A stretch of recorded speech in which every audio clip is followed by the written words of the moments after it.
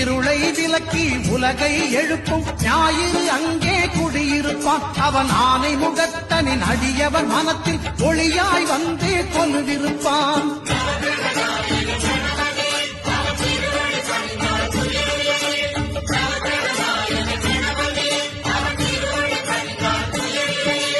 ஒன்பது கோளும் ஒன்றாய் காண அங்கு கற்பகம் என்னும் கடவுளின் மெய்யில் இருளை விலக்கி உலகை எழுப்பும் ஞாயிறு அங்கே குடியிருப்பான். அவன் ஆனை முகத்தனின் அடியவன் மனத்தில் ஒளியாய் வந்து கொலுவிருப்பான்.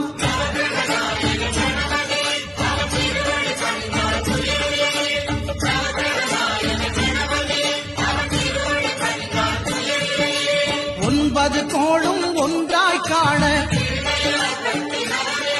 அங்கு கற்பகம்